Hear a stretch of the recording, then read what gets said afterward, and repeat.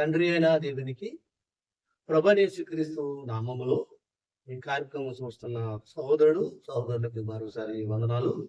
ఈరోజు ఒక ప్రాముఖ్యమైన సంగతి, వ్యర్థమైన మాటలు. మనిషి లేచిన దగ్గర నుండి రాత్రి పడుకునే వరకు అనేకమైన 100% పైనే మన వ్యర్థమైన మాట్లాడాలి.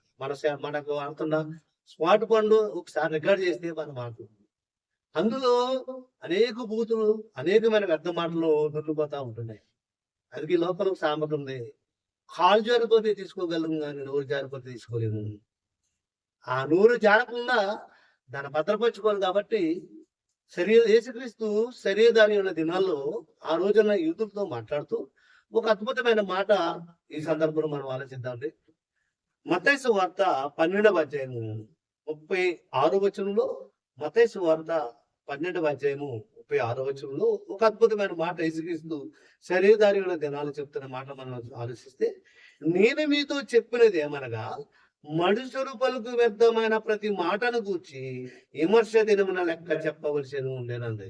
మరొకసారి మనం ఆలోచిస్తే, నేను మీతో చెప్పింది ఏమనగా మనుషులు పలుకు వ్యర్థమైన ప్రతి మాటను గూర్చి విమర్శ దినమున లెక్క చెప్పవలను అన్నాడు. అంటే మన మరణం తర్వాత మనం ఏదైతే మాట్లాడుతున్నామో, వ్యర్థమైనది కానీ ఏం మాట్లాడుతున్నాం, ఆ మాటలు మనకి లెక్క చెప్పాలంటుంది. ఆలోచిస్తే దగ్గర పుట్టే మాట.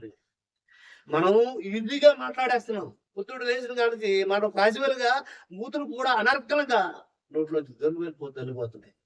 తప్పైపోతే నాకు తెచ్చుకుంటున్నాడు, అటు రెబ్బగేట్లు లెక్కగా వేసుకుంటున్నాడు. నేను సారీ చెప్పు. ఎందుకు చెప్పాల్సి వచ్చింది ఈ మాట అంటే, దేవుడు వాక్యానికి సంఘానికి వెళ్తున్నాం, మనం ఆరాధన చేస్తున్నాం, మనం ఆదివారం ఆరాధన చేస్తున్నాడు, ఇంటికి వచ్చిన తర్వాత వ్యర్థంగా మాట్లాడుతున్నాం మనం. కారణం అందుకే ఇక్కడ అన్నాడు యేసుక్రీస్తు, నేను మీతో చెప్పిందేమనగా మనుషులు పలుకు వ్యర్థమైన ప్రతి మాటను గురించి విమర్శ దినాన్న లెక్క చెప్పాలన్న.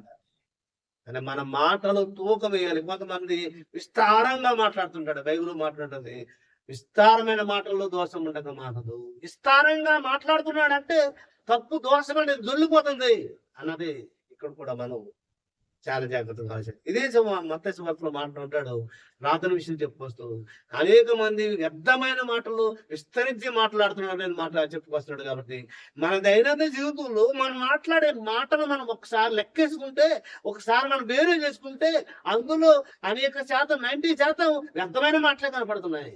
అందుకే చెలపంలో మీ సాయంత్రం మీరు రికార్డ్ చేసుకుంటే, అయ్యో నేనే మాట్లాడాను ఈ మాటలు, నేనే తిట్టాడు ఈ బూతులు అన్న మాటలు చెప్తున్నాడు. అందుకే యేసుక్రీస్తు అన్న మాటలు మన శరీరానికి వచ్చి యేసుక్రీస్తు చెప్తున్నాడు అంటున్నాడు అంటే మనం ఆలోచించవలసిన విషయం. అందుకే మనుషులు పలుకు వ్యర్థమైన ప్రతి మాట లెక్క చెప్పాలంట. బాప్తిసం తీసుకున్న దగ్గర నుండి సంఘానికి వెళ్ళి బాప్తిసం తీసుకున్న తర్వాత, యేసుకు దేవుని కుమారుడు నమ్మి సంఘానికి వెళ్ళి బాప్తిసం తీసుకున్న దగ్గర నుండి మన ప్రాణం పోయే వరకు మనం మాట్లాడే మాట్లాడుతానంటే దేవుడు కౌంట్ చేసుకున్నాడంట. ఆ కౌంట్ లో మనం వెళ్ళామంటే బాప్తిసం తీసుకున్నంత మాత్రాన ప్రయోజనం లేదు.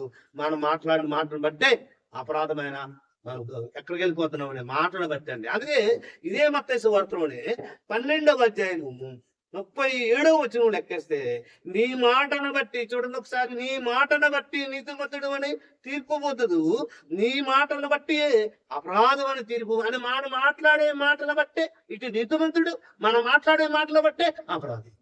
అంటే మన నడక వెళ్ళాలన్నా, పరదేశాలన్నా మనం మాట్లాడే మీదే, మన మాటకున్న అపవరణ. కొంతమంది అంటాడు, నా మాట అంటే మాట అండి, నేను మాటకు నిలబడేవాడిని అంటున్నాడు. వ్యర్థంగా మాట్లాడతాడు, మనిషి మాటకు గ్యారంటీ లేడు.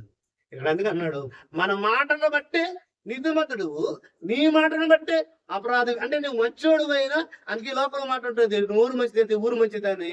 మన నోరు మంచిది అయితే ఎక్కడైనా ఉండుకోవచ్చు. మన నోరు చెడిపోయింది అనుకోండి, ఎక్కడైనా మనం ఆగలేదు. కొంతమంది అంటే గయ్యాలండి బాబు, ఇది నోరు ఇప్పాడంటే అంత గొప్ప అండి, గయ్యాలంటున్నాము. మాట్లాడితే మాటలు చూడండి, ఈరోజు సంస్కృత పదాలు దొల్లుకుండా వచ్చేస్తున్నాయి. అందుకే యేసుకి శిష్యులు ప్రాముఖ్యుడు పేతురుగా చెప్తూ మనిషి మాటల గురించి మాట్లాడుతూ, మొదటి పేతురు పత్రిక ఒకసారి మనం ఆలోచిస్తే, పేతురు గారు రాసిన మొదటి పత్రిక 3వ అధ్యాయము 10వ వచనం మనం ఆలోచిస్తే, అపోస్తుడైన పేతురు గారు రాసిన మొదటి పత్రిక 3వ అధ్యాయము 10-11లో, జీవమును ప్రేమించి మంచి దినమును చూడగోడు వాడు చెడ్డదానిని పలకకుండా తన నాలుకను అన్నాడండి. మరొకసారి ఆలోచిస్తే, జీవమును ప్రేమించి మంచి దినమును చూడగోడువాడు చెడ్డదారిని పలకకుండా తన నాలుకను, కపటమైన మాటలు చెప్పకుండా తన పెదవులను కాచుకొనవలెను అన్నాడు. మనం అంటున్నాం కాచుకొని షటప్ అన్నాడు గట్టిగా. ఇంగ్లీష్ కదండి మనకి, తెలుగులో మాట్లాడటం రే షటప్ అంటే నూరు మీద.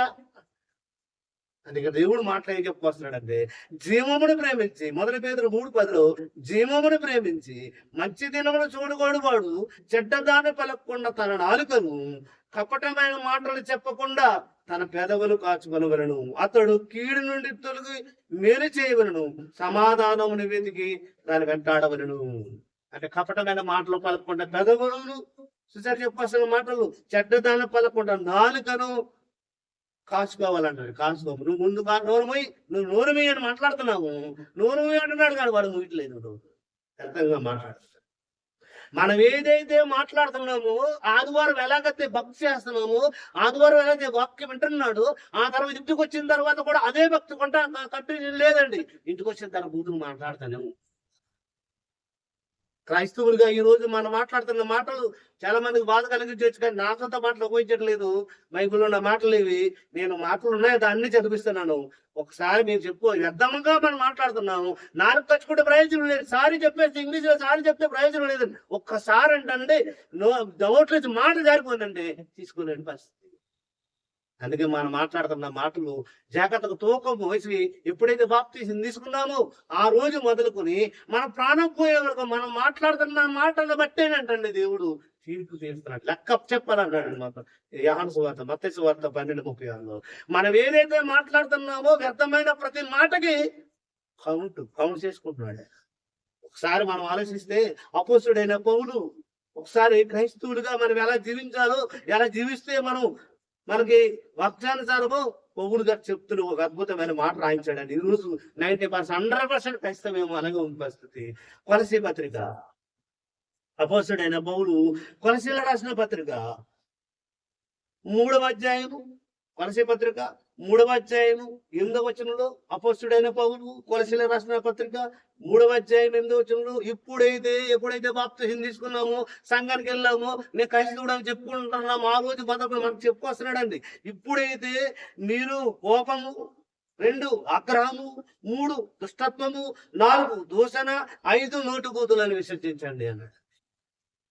ఆలోచిస్తే దేవుడి మాటల్లో ఉన్న జ్ఞానం, దేవుడి మాటలు మనం ఆలోచిస్తే, వీటిని విసర్జిస్తే మనం నిత్య జీవితం. వ్యర్థమైన మాటలు చెప్పకూడదుగా దేవుని వాక్యాన్ని మనం పలకగలిగితే మనం నిత్య జీవం. దేవుడి మాటలు జీవించాలి.